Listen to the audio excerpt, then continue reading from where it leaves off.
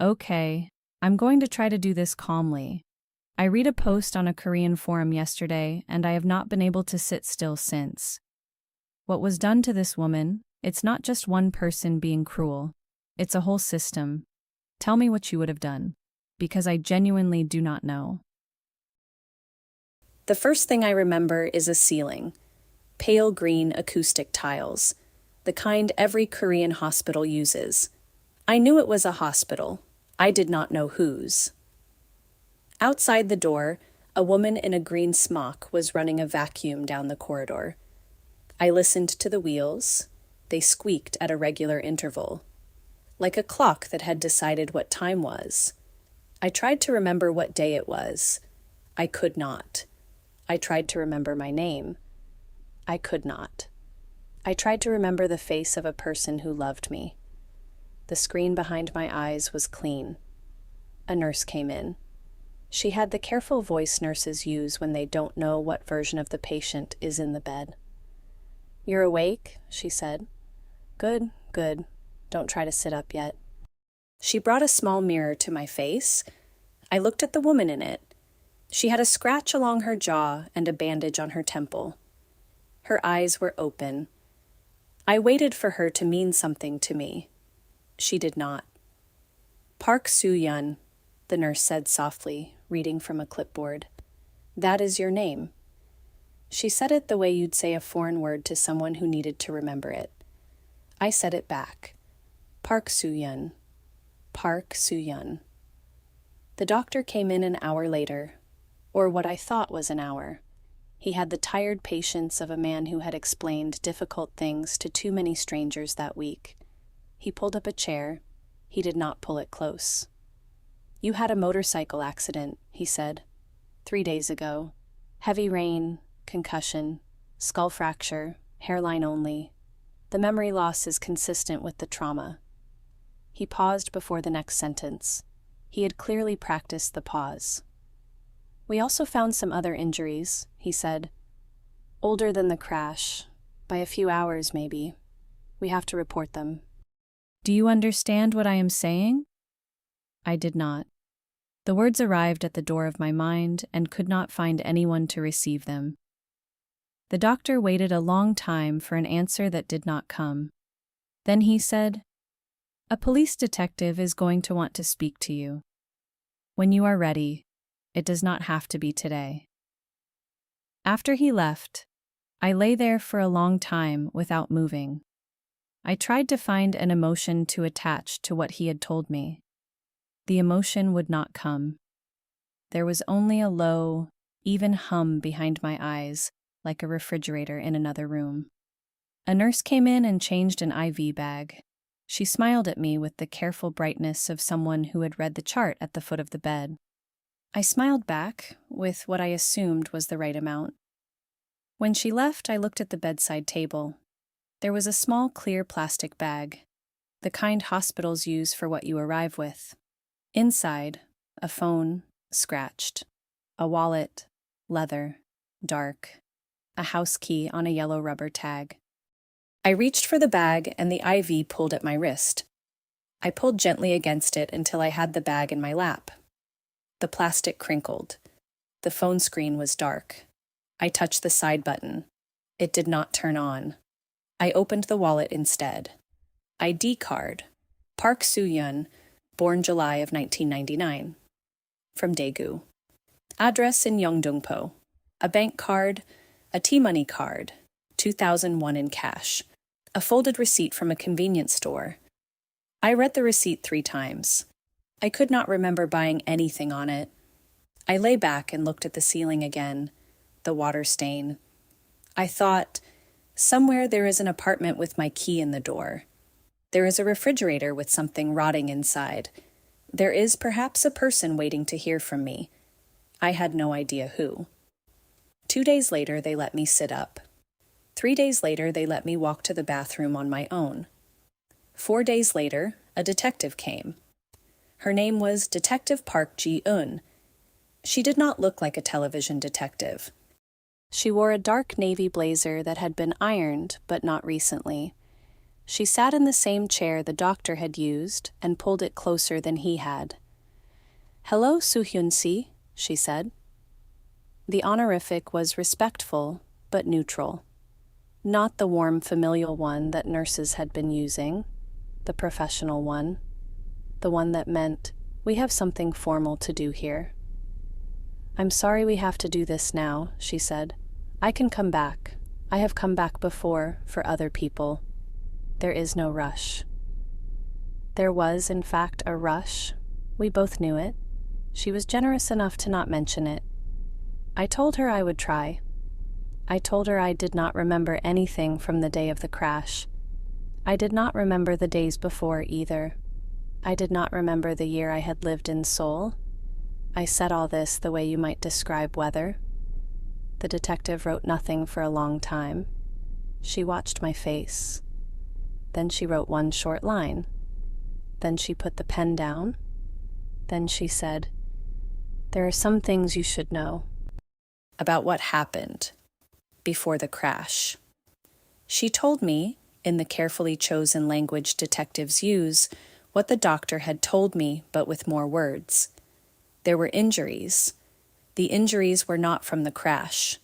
The injuries were from hours before.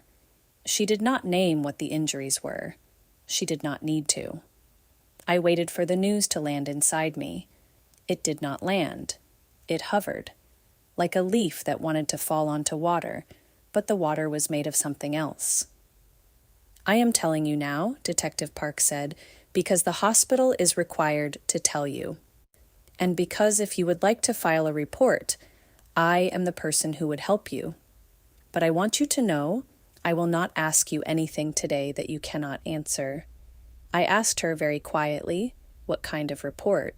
She told me, in the careful language. She used the formal Korean. She did not soften it. I appreciated that later. At the time, I appreciated nothing. I told her I would think about it. I told her I needed time. I told her, and this surprised me as I was saying it, that I could not file a report about something I did not remember. That to say a thing happened to me when I could not see the thing felt like a separate kind of lie. Detective Park nodded. She did not argue. She did not coach me. She put her card on the bedside table beside the plastic bag. She wrote her direct number on the back, in pen, with a hand that had done this many times before. "Soohyun-si," she said before she left, "what happened to you is real. Whether or not you ever remember it is real. Whether or not we ever find the people who did it is real. Please do not let anyone, including yourself, tell you otherwise." And then she was gone. And the room was a room again. And the ceiling was a ceiling. And I looked at the business card and could not bring myself to touch it. They discharged me on a Tuesday. The social worker had located my apartment from the address on my ID. There was no emergency contact on file. The nurse asked me 3 times if there was someone I wanted to call before I left. There was not. The social worker drove me to my apartment. Her name was Mrs. Yoon. She was kind in the practiced way of a person whose kindness was a budget. She asked me, on the drive, if I had a way to buy food for the week. I lied and said yes. The apartment was in a 4-story villa on a sloped side street in Yeongdongpo. The key worked. The door opened. I stood on the threshold and looked at the home of a woman who, by every legal definition, was me. The shoes by the door were mine. The hoodie on the hook was mine. The dishes in the sink were mine. None of them were familiar. It was like reading a stranger's diary that happened to be written in my handwriting. The studio was small. 1 room, a bed against one wall, a low desk against another, a 2-burner stove, a half-size refrigerator, a single window facing the alley. There was a calendar on the wall with 3 days circled in red ink. I did not know why. I closed the door behind me. The sound of it closing was very loud. I stood in the middle of the room. I did not know where to start.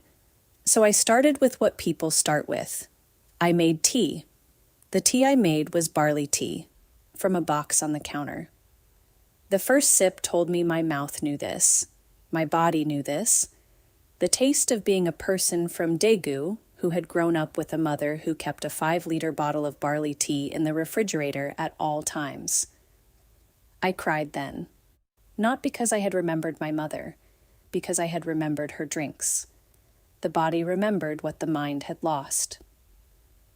I sat on the floor against the bed and pressed my palms hard into my eyes and let it come out of me until it was done. When I was done, I felt nothing in particular. I felt, clear is the wrong word, cleaned. I felt cleaned. I went to the small desk and opened the laptop. The lock screen had a photograph. A younger version of me, with 2 women older than me, in front of a small barbecue restaurant. The sign behind them, in red, said Soohyun's Kitchen. My mother and my grandmother. My mind did not recognize them. My eyes recognized them. I did not know the password. I tried my birthday. I tried 0000. I tried the name of the restaurant in Daegu. The third try opened it. So that was my password. I had used a memorial. The desktop was bare. A folder labeled important. A folder labeled delivery. A document called Budget 2024. A browser. I opened the browser first. I did not know why. The browser opened to a tab I had left open. A page on a Korean job board. A listing for an evening shift at a 24-hour bookstore. I had not applied yet. I had bookmarked it. I looked at the page for a long time. I had been planning to leave the delivery job. I closed the browser. I opened the folder labeled Delivery. Inside there was a contract scanned to PDF. A monthly summary spreadsheet, a list of contacts. I opened the spreadsheet first, the way you open a door to a room you are not sure is yours. The spreadsheet had every delivery I had made in the last 14 months. Date, time, address, tip, notes. I scrolled. I scrolled. I scrolled. I saw the version of my life that the algorithm had kept while I was busy losing it. I scrolled to 3 days before the crash. There was the delivery I did not remember. The address was in Geumcheon, in a neighborhood I did not recognize the name of. The note column said, "No doorbell. Knock loud. Leave at door if no answer." The tip was 0. I stared at the address. I waited for my body to do what it had done with the barley tea, to know what my mind did not. My body said nothing. My body had not been to this address before. I closed the spreadsheet.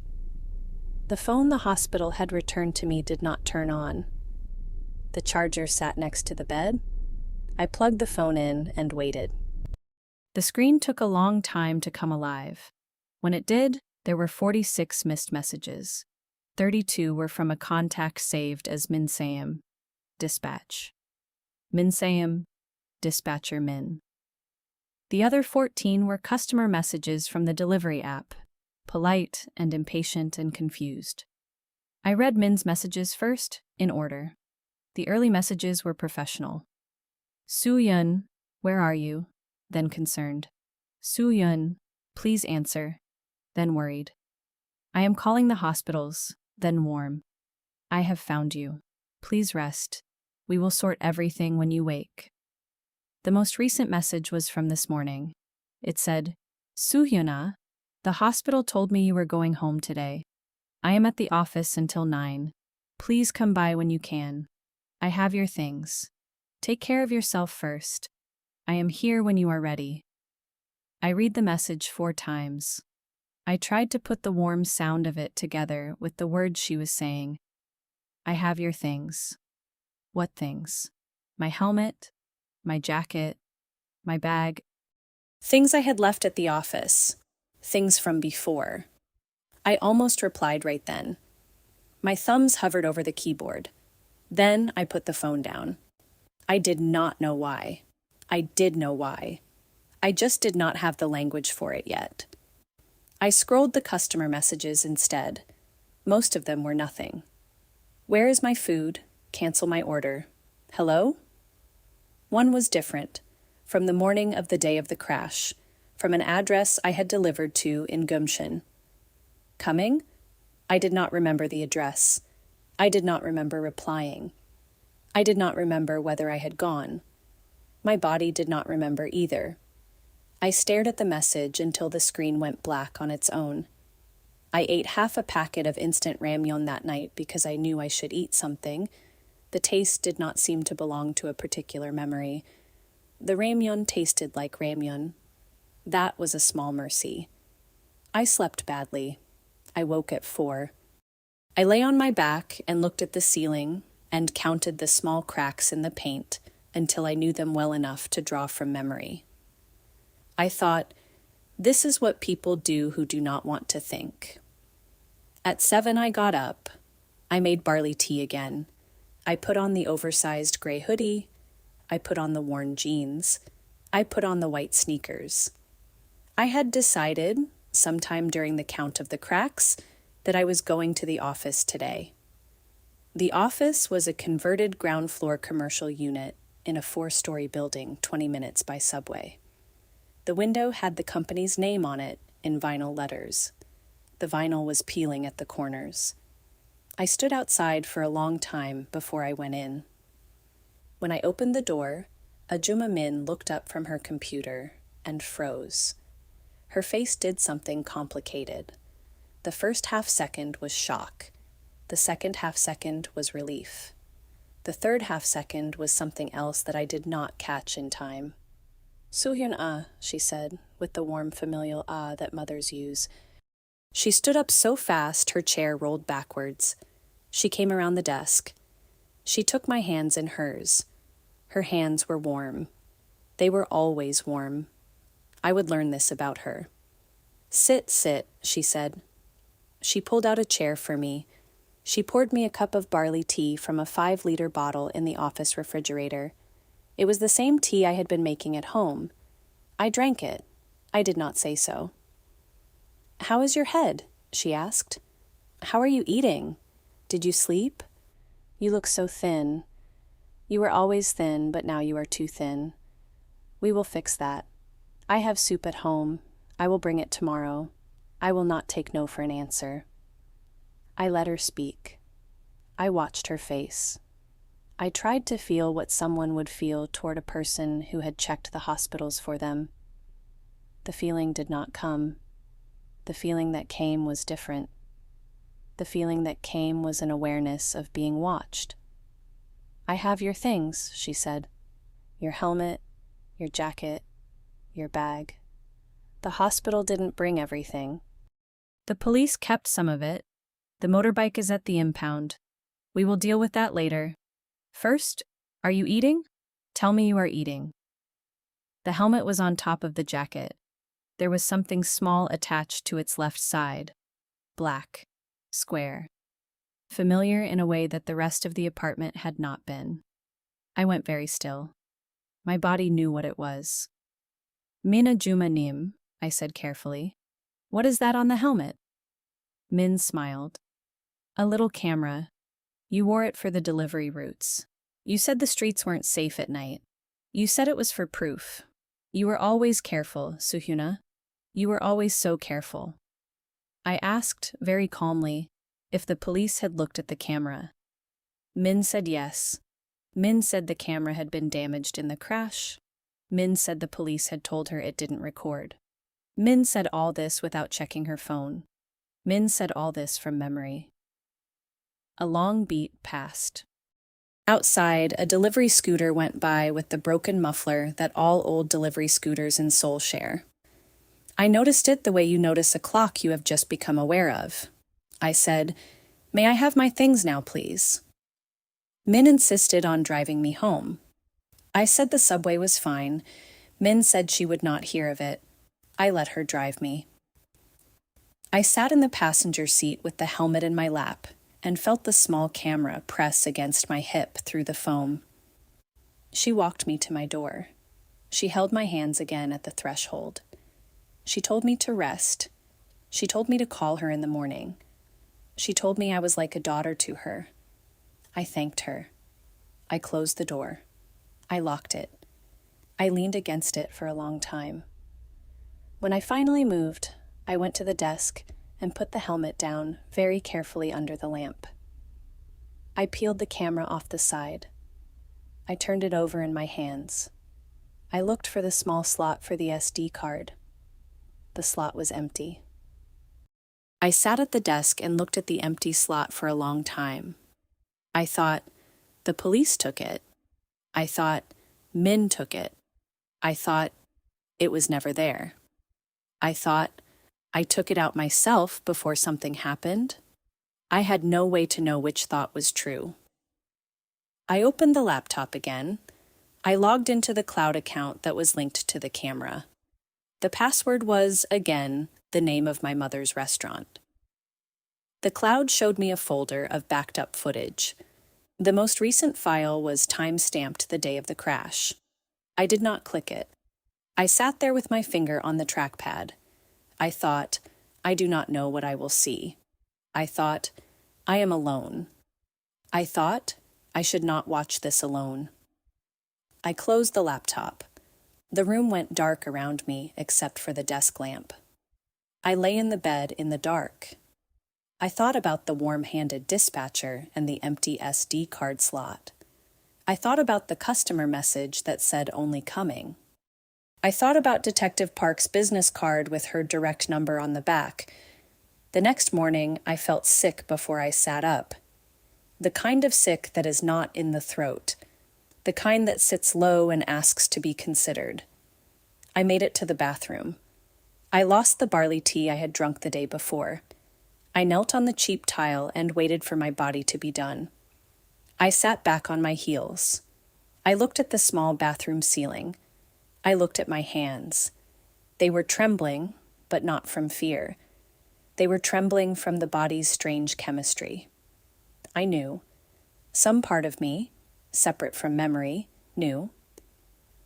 I went to the small clinic 3 blocks away, the kind that takes walk-ins, the kind that does not ask too many questions. The receptionist had a small daughter's drawing taped to the back of her monitor. I told her I needed a pregnancy test. I did not say why. The test was fast. The doctor was younger than me, or seemed to be. She said the word positive and watched my face for the right amount of time. Then she said gently, "Did you know?" I said, "No," but I knew. She did not ask me to explain. She asked very carefully if I knew the date of conception. I told her I did not. I told her that there were some weeks I did not remember. I watched her face do a small thing. The small thing she did not quite manage to hide. The small thing that was her remembering she had read my chart. She did not say what she had read. She said, "We can talk about your options when you are ready. Today does not have to be the day, or it can be the day. There is no wrong amount of time to take." She gave me a card for a counselor at a women's clinic in Mapo. I walked out of the clinic. I stood on the sidewalk. A motorcycle passed me. I flinched. I had not flinched yesterday. The body was learning, in arrears, what to be afraid of. I went and sat on a bench in a small park between buildings. I sat there for 2 hours. I thought about going to my mother, the mother in the photograph, the mother who I did not remember in any specific way, but who, the body told me, had once been the most important person in my life. I took out my phone. I looked for her in my contacts. The contact was there. Mom. Last contacted, 3 years and 4 months ago. There was a chat history. The last message I had sent her said only, "I will not be coming home this Chuseok either. Take care of Grandma." I tried to remember what we had fought about. The body did not know. The body had stored only the avoidance. The shape of having stopped going home, without the reason. I thought, I will call her tonight. I thought, I will not call her tonight. I put the phone away. I went home. I did not eat. I drank water. I sat at the desk in front of the closed laptop. I thought about the cloud folder. I thought about what watching it alone would do to me. I thought, I cannot watch it alone. I thought, there is no one I can watch it with. I took out Detective Park's business card. I turned it over. I looked at the handwritten number on the back. I dialed without pressing call. I held the phone like that for a long time. Then I deleted the number from the dialer and turned the phone face down on the desk. I made a list instead. On a piece of paper torn from a notebook, in the steady handwriting of a person who has done lists before. Things I know, things I do not know, things someone else knows that I do not. I worked on the list for an hour. Under things I know, I wrote my name, my address, my mother's number, my landlord's number, the bank balance in my account, the location of my motorbike, the name of my dispatcher, the existence of footage I had not watched. Under things I do not know, I wrote the date of the assault, the people, the address, why I do not remember, why my mother and I had stopped speaking, what was on the missing SD card, what was in the cloud folder, whether the dispatcher knew anything. I stared at the third column for a long time. Things someone else knows that I do not. I wrote, Min the police, the doctor, the person who sent the message that said only coming. I wrote, the people who were at the address. I wrote that last item twice. I folded the paper in half. I folded it in half again. I put it in the drawer of the desk. I closed the drawer with a small, precise push. I thought, this is the first thing I have done since the hospital that the woman who lived here before would have done. I made the call to Auntie Min the next morning, the way she had asked. I called her at 9:15 after her morning paperwork. She picked up on the second ring. She said, Soohyun, how did you sleep? Did you eat? Are you well? She said all three before pausing for the answer. I told her I had slept. I told her I had eaten. I told her I was thinking of starting back to work soon, just to be moving again. She said something that I have replayed in my head many times since. She said, let me check the restriction list before I give you any addresses. I said calmly, restriction list? She said with the same warmth, we have one. The dangerous areas, the ones we cannot send our girls into anymore. I will check yours is not on it. She laughed a small laugh. The laugh was the wrong shape. Of course, I said warmly. Thank you, Min Ajumanim. I will rest a few more days. I will let you know when I am ready. I hung up. I set the phone down. I sat there. I did not move for a long time. A restriction list of dangerous areas that existed, that had existed before, that Auntie Min checked sometimes when assigning deliveries. I went over to my laptop. I opened the delivery folder. I looked at the address from 3 days before the crash, the one in Geumcheon. I looked at the address from the day of the crash, the one I had not been able to find. I copied both addresses into the laptop's map application. I waited. The map dropped 2 pins. The pins were 3 blocks apart, in the same neighborhood, on the same small alley. I sat back. I looked at the 2 pins for a long time. I thought, someone tested me. 3 days before, they had me delivered to a different address in the same alley. They saw I would come. They saw I would come alone. They saw I would come on a route that took me past their door. The first delivery had not been a delivery. The first delivery had been a fitting. I did not move for a long time. I noticed after a while that I had stopped blinking. I blinked deliberately twice. I closed the laptop. I closed it gently. The way you close the door on a room you do not want to be heard leaving. I stood up. I went to the window. I looked at the alley below. A delivery scooter was parked at the corner, its rider gone inside a convenience store. The scooter had the same model number as mine. They were everywhere in Seoul. Easy to lose one. Easy to lose the woman on top of it. I thought, I cannot do this alone. I thought, I cannot trust the people who would help me alone.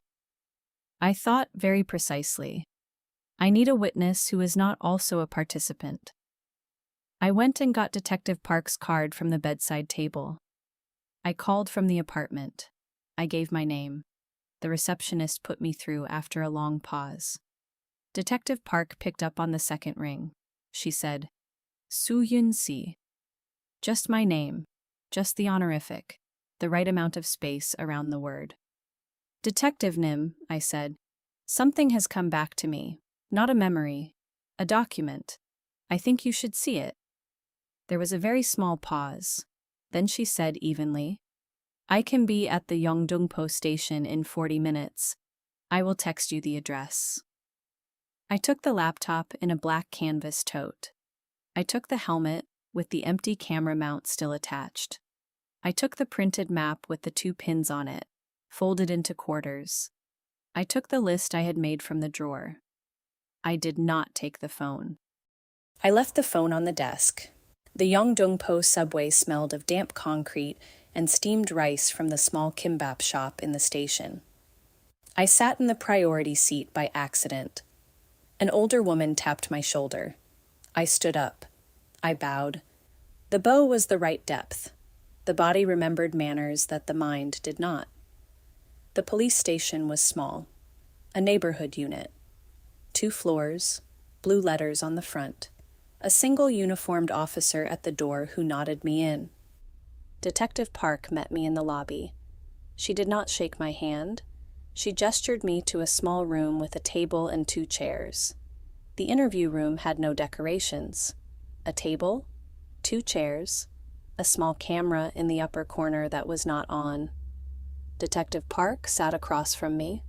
She set a pad of paper between us. She placed 2 pens beside it. She did not pick one up. I opened the laptop. I logged into the cloud account. I did not click the video file. I turned the laptop so she could see it. I said, there is a folder of helmet camera footage from the day of the accident. I have not watched it. I would like to watch it with you. I would like a witness. Detective Park looked at the screen for what felt like a long time. Then she looked at me. Then she said very quietly, Soohyun Si, before I watch this with you, I have to ask you something. Do you understand that what is on this footage may be useful to me and difficult for you, both at the same time? I said, I understand. I said it the way you sign a form. Detective Park looked at me a moment longer. Then she nodded once. She turned the laptop. She put the volume on the lowest audible setting. She did not press play yet. She said, I will watch first, alone. Then we will decide what you see. Is that all right? I said yes. I told her the password. I left the room. I sat in the lobby with the helmet in my lap. The uniformed officer at the door did not look at me. I appreciated that. I sat there and counted the floor tiles. I got to 73 before the door opened again. Detective Park came out. Her face was the same. Her face had clearly worked to be the same. She sat down in the plastic chair beside me. She did not sit across from me. The chair beside, not opposite, was a small choice. I saw it. I filed it. She said, there is audio, there is partial video. The camera was on your helmet and your helmet was on the floor for most of it. The picture is the ceiling. The sound is what we have. She paused. I am not going to play the audio for you, Soohyun Si. I am not going to describe it, unless you ask. The information arrived inside me in the wrong order. The first thing I felt was a coldness behind my collarbones, then a kind of relief, then shame at the relief. Then I noticed the relief was because she had not asked me to listen. Then I felt grateful to her. Then I felt nothing again. I asked her how many voices. She paused before answering. She said, 4 men, possibly 5. The 5th speaks only once and may be the same as the 2nd. I asked her if any of them used names. She said, one of them is addressed by what may be a nickname, once. She did not offer the nickname. I asked her if there was anything on the footage from before, from when I was approaching the address, from when the door opened. She nodded once. She said, the visual part of the footage from before is clear. We have the building. We have the door. We have the hand on the door. We have the hallway. We have you walking in.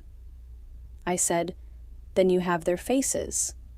She said, we have one of their faces, briefly, in the hallway. The rest were already inside and the camera did not enter the inside frame. But yes, we have one. She did not say it like good news. She said it like a fact she was placing on the table for me to inspect. I asked her, and I was surprised by how clearly the question arrived, if I could look at the still of that face, without the rest of the footage, just the face. Detective Park considered me for a long moment. Then she said, yes, I will prepare a still. I will not bring it today. I will bring it on Thursday, here, at this time. Is that all right? I said yes. I asked her one more question. I asked her if she had heard anything on the footage that gave her, and I used the word carefully, suspicion about how I had been sent to that address. She did not answer immediately. She did the thing experienced people do when a question lands harder than expected. She held her face still. Then she said slowly, yeah, that area.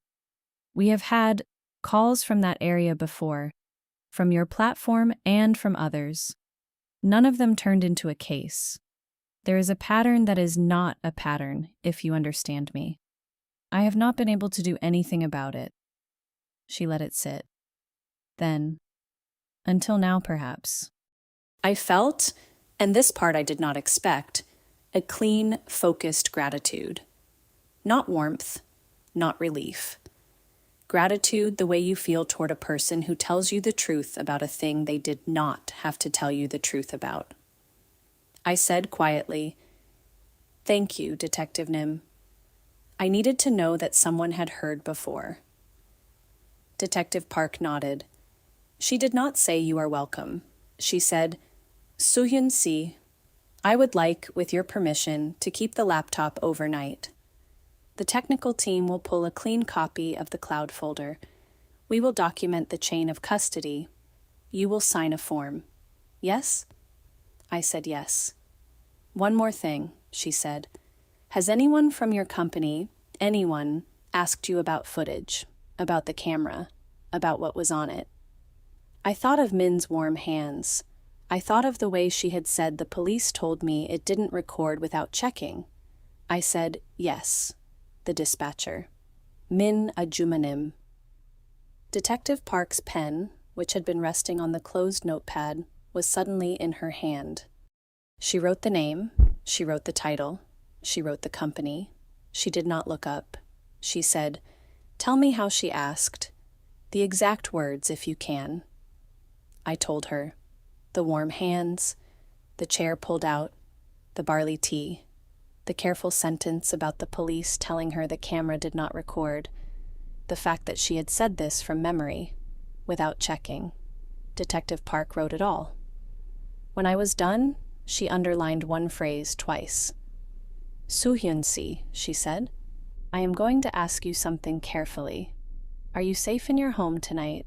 Honestly. I do not need a brave answer. I need a true one. I considered the question. The mind wanted to say yes. The body said something else. I said, I do not know. The lock is the same lock that was there before. I do not know who has been inside that apartment while I was in the hospital. I do not know who has a key. Detective Park nodded. She wrote one more thing. She said, I will arrange for someone to change your lock today. The locksmith will be a man named Lee. He will identify himself. He will not enter the apartment. He will change the front door cylinder only. You will pay no money. Is that all right? I said yes. I almost cried then. I did not. I had decided, sometime in the past 3 days, that I was going to spend my tears strategically. There would be a time. This was not the time. I stood up. I shook her hand. Her grip was dry and firm and brief. The locksmith Lee was at my door an hour and 40 minutes after I got home. He was in his 50s. He wore a gray work vest. He showed me his ID without my asking. He worked on the lock for 20 minutes. He gave me 2 new keys. He bowed at the door. He left. I locked the door behind him. I leaned my forehead against it. I slept that night with both new keys under my pillow. The first deep sleep since the hospital. I woke at 6 and did not remember dreaming. I went to the desk. The phone was where I had left it. There was one new message from Auntie Min, sent at 10 the night before. The message said, "Soohyun I was thinking. Some of the girls and I are going to a sauna on Saturday. Just us. To relax. You should come. We will not talk about work. We will just eat and rest. Say yes for me?" I read it twice. I noted the small bait, the just us, the promise of no work talk. I did not reply yet. I went instead to the platform's office that morning, unannounced. I wore the same gray hoodie. I did not bring the helmet. I brought, in the canvas tote, only the printed map with the 2 pins. I wanted to see Min's face when she saw me without being prepared. When I opened the door, Min was not at her desk. A younger woman was, late 20s, new hire by the unfamiliarity of her movements at the dispatch screen. She looked up. She did not know me. She said brightly, "Welcome, sister. Are you here to apply?" I said, "I am Park Soohyun. I work here, or I did. I am visiting." Her face changed. It went through 3 small adjustments. I watched all of them. The third one was the interesting one. The third one was recognition without context. She had heard my name. She had not been told the whole story. She said, recovering, "Ah, Soohyun si." Mina Jumanim stepped out. "She will be back at lunch. Would you like to wait? Would you like some barley tea? We have barley tea." She gestured to the same 5-liter bottle, slightly less full. I said, "Thank you. I will wait. May I look at my old delivery records while I wait? From the last month. For my taxes." I gave her the smallest, most pleasant smile I could manage. The smile of a Korean woman in her 20s making a small administrative request to a slightly more junior Korean woman in her 20s. The young dispatcher hesitated. The system on her screen probably had a permission setting. She probably did not know how to refuse. She probably also did not know if she was allowed to grant. She said, Let me just check with Mina Jumanim first. I will call her. One moment." She called. She turned the chair away. She lowered her voice. I could not hear what she said. I could hear, after a long silence on her end, what Min said. Min said one word sharply. I did not catch the word. I caught the shape of it. The shape was no. The shape was a no that did not want to be heard as one. The young dispatcher came back. Her face had been corrected. She said, "I am so sorry, Soohyun si. Mina Jumanim said the records are being audited this week. She said she will send them to you on Monday. Personally, is that all right?" She used the polite formal ending. She did not look at me when she said personally. I said, "Of course. Monday is fine. Thank you for asking her." I did not press. Pressing would have changed the shape of what I had just learned. The shape of what I had just learned was, there are records Min does not want me to see in the building unsupervised. I was at the door when Min came in. The timing was not coincidence. The timing was Min walking quickly back from wherever the call had reached her. Her face had been arranged on the way. The warm grandmother face.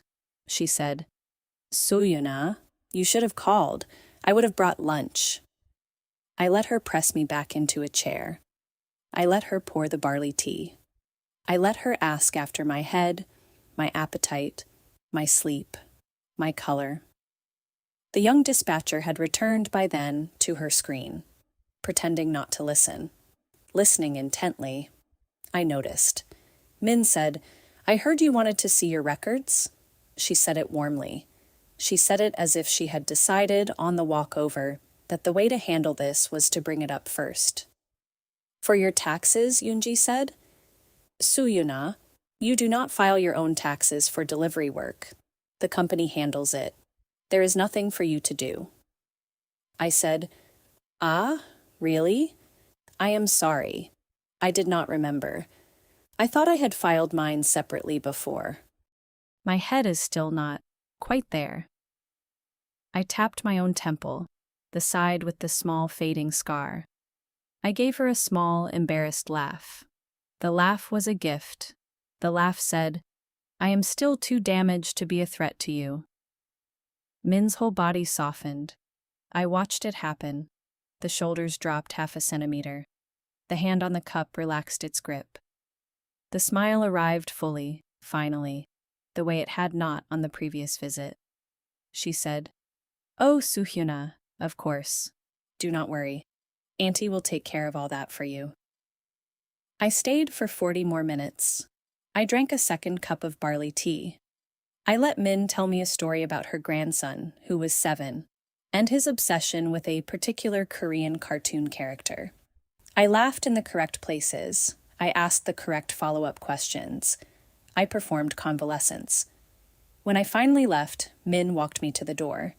She held my hands again. She said, "Saturday, the sauna. Yes?" I said yes. I bowed. The bow was the right depth. The body remembered how to lie with manners. Outside, on the sidewalk, I waited until I was around the corner. Then I leaned against the wall. I did not breathe deeply. I breathed shallowly, in small increments, until my heart found a slower speed on its own. The mind had been working. The body had been still. The body was now asking for its turn. I walked 4 blocks before I called Detective Park. I gave her, in order, every detail. The young dispatcher's 3 face adjustments. The phone call she had been forced to make. The shape of Min's no through the receiver. The audit lie. The barley tea. The grandson story. The held hands. Detective Park listened. When I was done, she said, "Good. Soohyun Si, that was very well done. I would like to ask you something. The Saturday sauna. Are you willing to go?" I stopped walking. I considered the question. I said, "Yes, if it would help. Yes." She said, "I do not want you wearing anything that records. I want you only to listen. Pay attention to who is there, who is not there, what they say about you, what they do not say, who watches you most, who is friendliest, who is too friendly. Can you do that?" I said yes. She said, "Good. We will talk on Sunday morning." I went home. I made instant rice. I ate it with Kim and a single fried egg. I had not eaten a full meal since the hospital. The taste of the egg was the most specific thing I had experienced since the barley tea. I noted it. I added it to the small private inventory of things my body remembered. The next morning, Saturday, I went to the women's clinic in Mapo with the business card the young doctor at the walk-in had given me. The counselor's name was Han. She was in her 40s. She had short graying hair. She did not smile when I came in. She also did not smile. She just looked at me. She said, "Sit, please. There is no script for this conversation. You may begin or not begin. You may sit silently. You may ask me to explain options. You may ask me nothing. You may also leave. There is no wrong way to be here. I said, after a long pause, I am pregnant. I do not remember the conception. I know what happened. I do not remember it. I do not know what I want to do. Counselor Han did not flinch. She did not nod sympathetically. She just received the sentences. She said, "Thank you for telling me. Take your time." I sat for a long time without speaking after that. Counselor Han did not fill the silence. I noticed that. I had a small private gratitude for it. After perhaps 3 full minutes, I said, "I do not know if I want to decide today." Counselor Han said, "Then we will not decide today." She asked me gently whether I had medical care lined up either way. I said no. She asked me if I had anyone at all, who knew about the pregnancy. I said, "A young doctor at a walk-in clinic. She does not know my name. I think she is the only one." Counselor Han said, "I would like to refer you to a small group. 6 women. They meet in a room above a bakery in Mapo. None of them know each other from the outside world. None of them ask each other's last names. Some of them are pregnant. Some of them are not. All of them have something difficult. They meet every Wednesday. Would you like to try one Wednesday?" I considered it. I had not been around women since the hospital. I had not been around anyone, really, except Min and the locksmith and Detective Park. I said, "Yes, I would like to try one Wednesday." Counselor Han wrote an address on a small card. She handed it to me. She said, "Wednesday at 7. Do not arrive early. Do not arrive late." I went home. I lay on my bed for an hour without moving. I thought, I have to go to the sauna tonight. I thought, I have to perform health and warmth for a woman I now suspect of feeding me to dogs. I thought, I can do this. I thought, I have already been doing this. The sauna was in Mokdong, a 4-story building with a green sign that lit up at night. Inside, the smell of warm, wet wood and roasted eggs, and the faintly mineral smell of the cold pool. Min was waiting in the lobby. She had brought me a pair of matching sauna shorts and a folded t-shirt. She had thought of everything. There were 3 other women in our group, all in their late 30s or 40s. All other dispatchers from other neighborhoods, Min explained. "Soohyun these are my friends. We have all known each other for years." The women smiled at me with the practiced motherly warmth of women who have been told to be kind. I bowed to each of them. I gave my name, formally. I gave my age, casually. The women bowed back. They said their names. I memorized the names.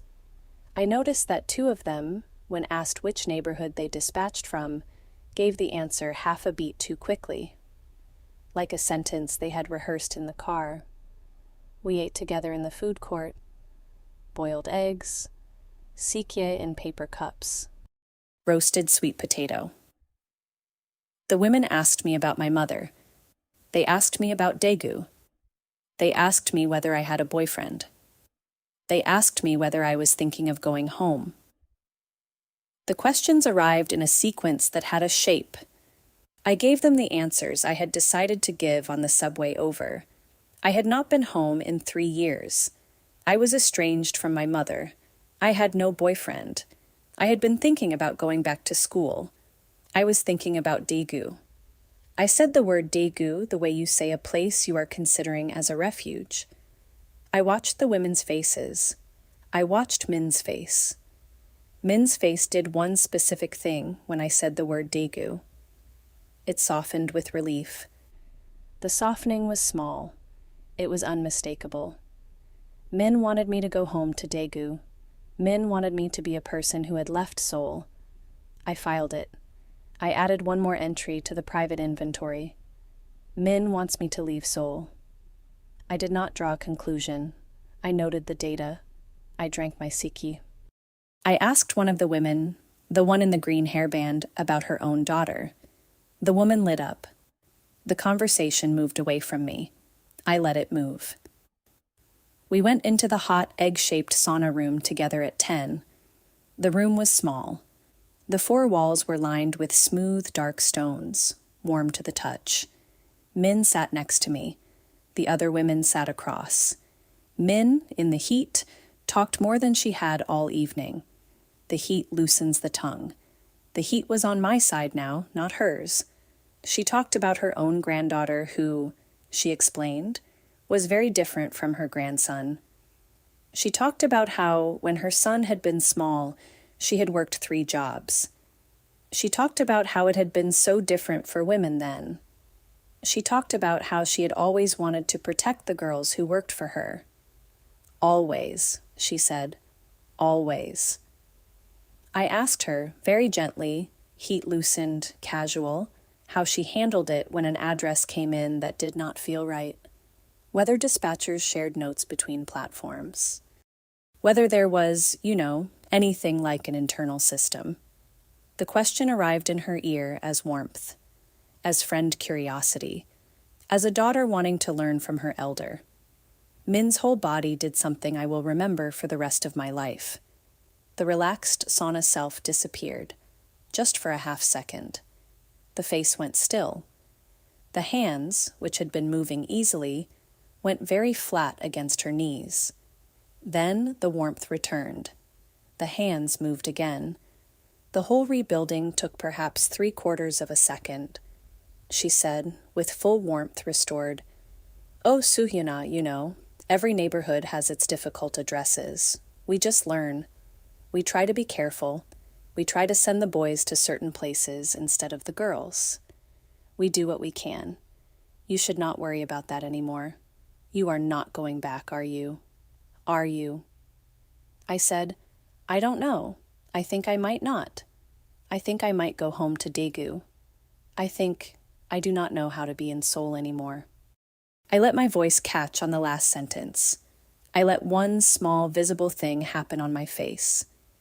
Min took it like a gift. Min reached over and took my hand. Her hand, again, was warm. "Aigu," Min said. Of course, Soohyuna. You go home. You go home to your mother. You rest. You become a person again. There is nothing for you here. I will help you. I will help you with everything. Do not worry. Auntie will take care of everything." I said thank you. I said it the way a daughter says it. I let my head drop briefly against her shoulder. Min held me. I closed my eyes against her collarbone. I thought, very precisely, I will remember this for the rest of my life. The warmth of her shoulder, the smell of her hair, the exact shape of the woman who sent me to that address. I left the sauna at 1 a.m. Min insisted on calling me a cab. I let her. I sat in the back of the cab and watched the city stream past in colored light. I did not feel triumphant. I did not feel powerful. I felt very tired. I felt cold despite the heat that was still in my skin. At home, I drank a full glass of water. I ate half a banana. I lay in bed. The body was finally asking for something simple. I gave it sleep.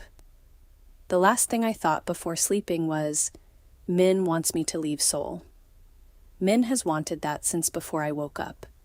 Min has been planning it. Why? Sunday morning, I met Detective Park at a coffee shop in Hapjeong, not the station. She had asked me to wear a jacket and to come in by the side entrance. She was already in a booth in the back.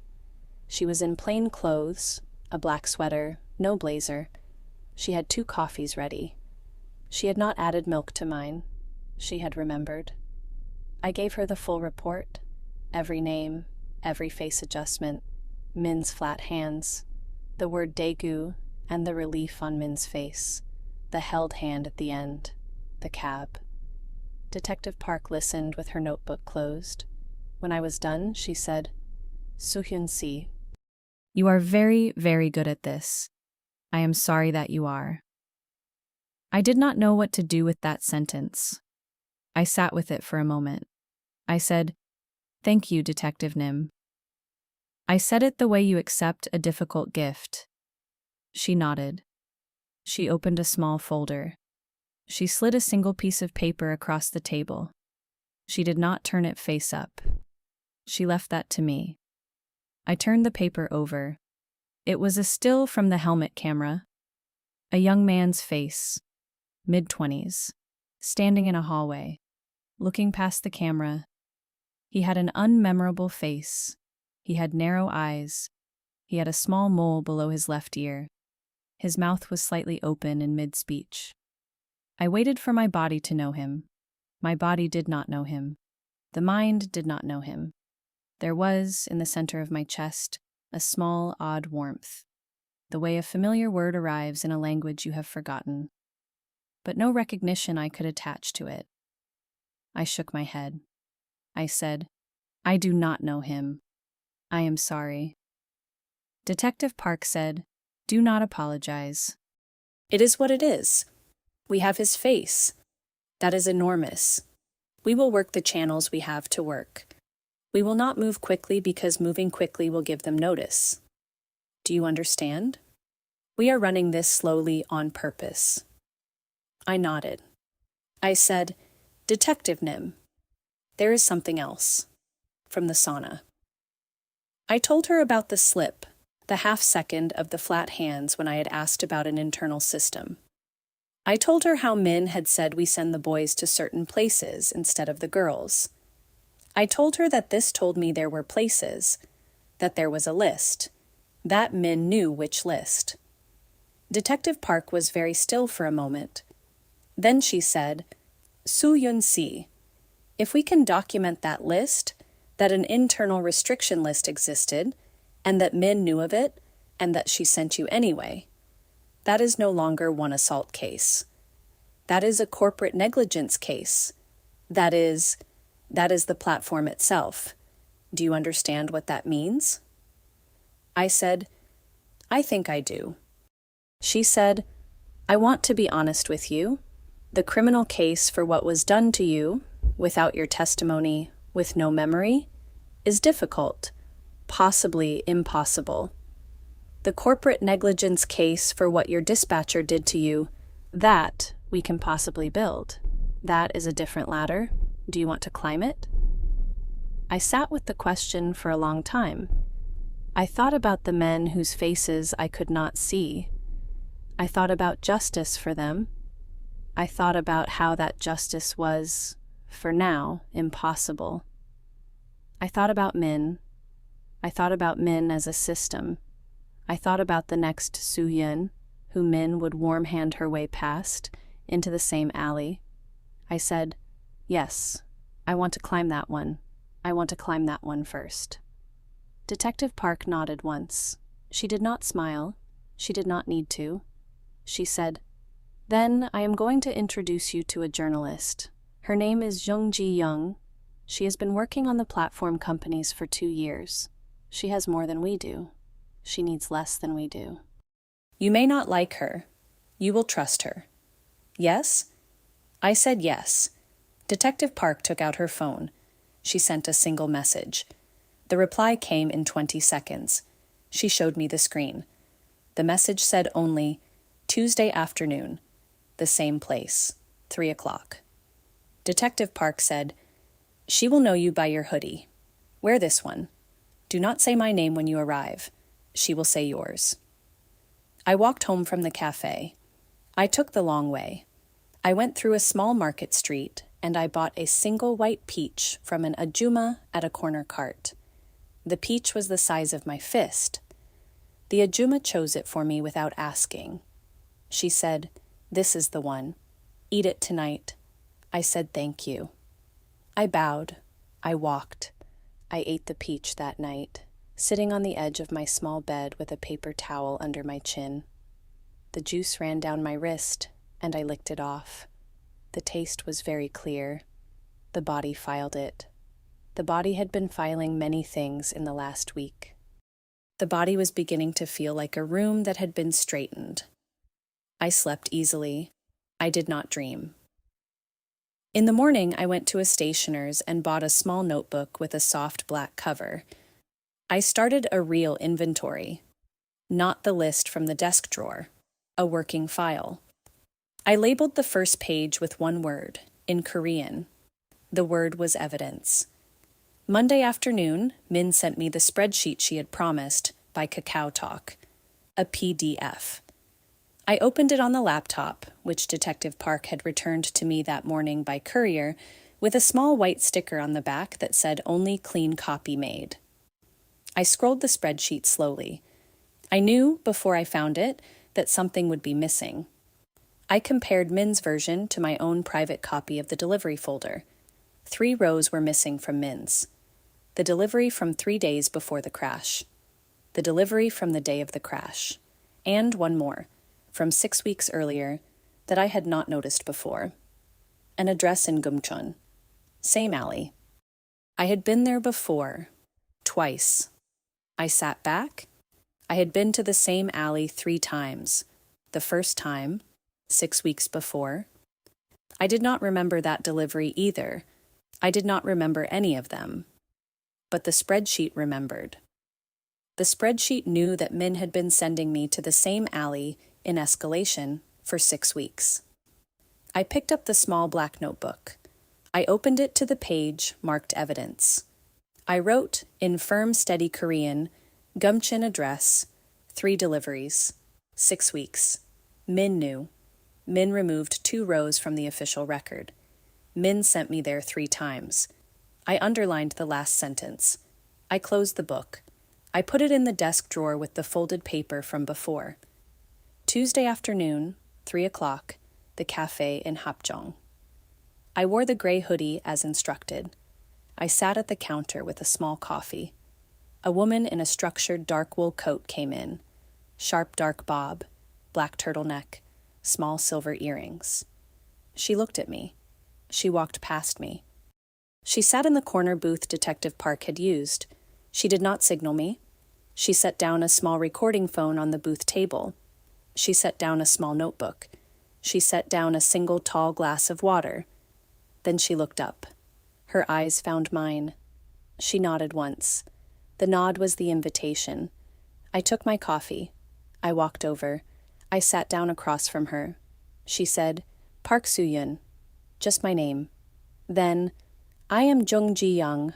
I write for Hank Yore. I have been working on this for 2 years. You are the 7th person I have sat down with about this company. You are the first who is still in Seoul. 3 of the others I cannot reach anymore. I am telling you this so you know what you are walking into. I did not respond immediately. I noted the phrase, 3 of the others I cannot reach anymore. I noted that she had said cannot reach and not did not respond. The choice of verb was deliberate. The choice of verb was a warning. I said carefully, tell me what cannot reach means. Jung Ji-young looked at me for a long beat. Then she said quietly, 1 left Seoul. Returned to her family in Mokpo. Will not return my calls. 1, there is no forwarding number, no current address, no record of her at her last workplace. The 3rd was in a single-car accident on the Olympic Expressway 3 months after she filed her report. She survived, brain injury. She is in a long-term care facility in Anseong. Her mother answers the phone. I sat very still. I felt, and I will name this carefully, a clean, cold clarity arrive behind my eyes. Not fear, not even alarm. The kind of clarity that arrives when the last piece of a thing you have been suspecting clicks into place. I said, what was her name? The one in Anseong? Jung Ji-young said, Lee Min-ji, 26, worked for the same company. Reported being attacked at a delivery in Geumcheon-gu 14 months ago. The case was dropped within 6 weeks for insufficient evidence. The accident was 3 months later. The investigating officer was reassigned 6 months after that. I asked her the question that was the only question left. I asked her if Lee Min-ji had also been dispatched by Auntie Min. Jung Ji-young's face did the smallest thing. The smallest acknowledgement that I had asked the correct question without being prompted to ask it. Then she said, yes. I closed my eyes, just for a second. I let the information arrange itself in the small private architecture I had been building. Lee Minji, 6 weeks of deliveries, the restriction list, the cab home from the sauna, the warm hands, the shoulders soft with relief at the word daegu, all of it locking into one shape. I opened my eyes. I said, Yoongi-janim, I would like to give you everything I have. I would like to give it to you slowly, in pieces, with Detective Park's coordination. I would like you to publish when it is enough. I do not want my name in the article. I want the data. I want the list. I want the platform itself to fall. Jung Ji-young looked at me for a long moment. Then she did something unexpected. She smiled. It was a small, careful smile, and it did not last more than a second. She said, Park Soohyun si. I have been waiting for someone to say that sentence to me for 2 years. We sat there for 2 more hours. We did not exchange a single physical document. We exchanged frameworks. We exchanged timelines. We exchanged the names of the platform's 3 corporate executives, 2 of whom she had been unable to interview, one of whom she had once seen at a charity gala, and who had recognized her name. When I left, I walked the long way home again. I bought another peach from the same Ajuma. She remembered me. She said, You are eating now. Good. Keep going. I bowed. I did not cry. I realized as I walked, no longer the woman I had been even 3 days before. The body and the mind were beginning to live in the same room. Wednesday at 6:58, I was standing outside a bakery in Mapo. The bakery's front window was warm with light. The small wooden door beside the bakery led to a stairwell. The card from Counselor Han said 2nd floor, 3rd door on the left. I climbed the stairs slowly. I knocked once. The door opened. A Korean woman in her late 30s stood there in a dark green parka, slight build, short, untamed hair, no jewelry. She said, First time? I said yes. She said, Come in, take off your shoes. There is a basket for your hoodie if you want. No pressure. I am Kanguni. We use first names only, or chosen names, or no name, whatever you want. I took off my shoes. I did not take off the hoodie. Inside the room there were 6 low chairs in a loose circle, a low table in the middle with a teapot and small cups, a small electric heater in one corner. 4 other women were already seated. None of them looked at me too directly. None of them looked away. The right level of looking. Kanguni said simply, We start at 7. We end at 8:30. There is no rule about what you say. You can say nothing. You can ask one of us to begin if you want. We are halfway through tonight's hour already in our hearts. Welcome. She gestured to the empty chair beside her. I sat in it. The chair was warm. Someone had been sitting in it before. I did not speak that first night. I listened. One woman in her early 30s spoke about a divorce. One in her 40s spoke about a sister. One barely spoke at all but cried very quietly into a tissue, and the others did not pretend not to notice. The 4th woman knitted while she listened. Nobody asked her to put it down.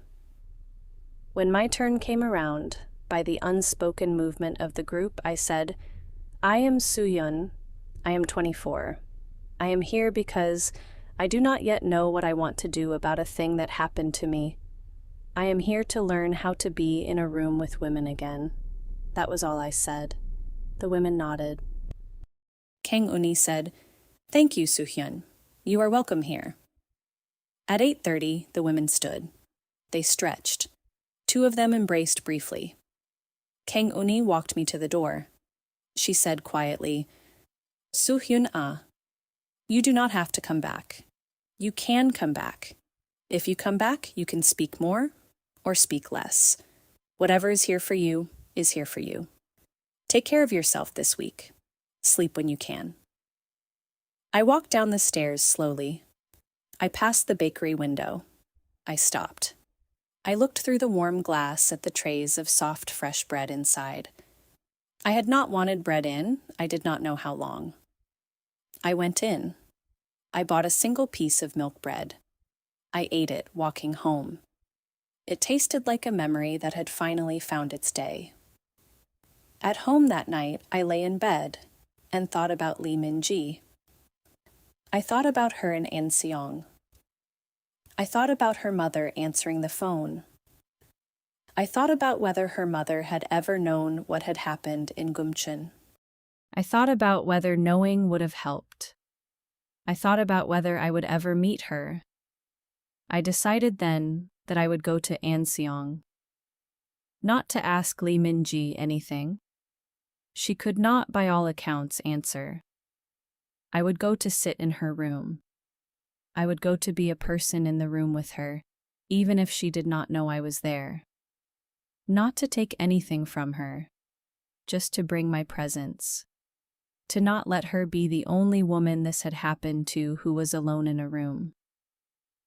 I slept then. I dreamed for the first time since the hospital. The dream did not give me a memory. The dream gave me an image. A long hallway with green ceiling tiles. A woman walking ahead of me. I could not see her face. She did not turn around. But I knew in the dream way that her name was Min-ji, and that she was leading me somewhere I needed to go. I woke at 5. I made barley tea. I drank it slowly. I sat at the desk. I opened the small black notebook. I wrote under the line about Min's 6 weeks, trip to Anseong. Lee Min-ji. Not for testimony, for witness. I closed the notebook. The morning light was just beginning to come in through the window. I thought, looking at the small, careful writing in the notebook, I am not the woman who woke up in that hospital. The woman who woke up in that hospital is gone. I do not yet know who I am instead, but I know what she is for. She is for this.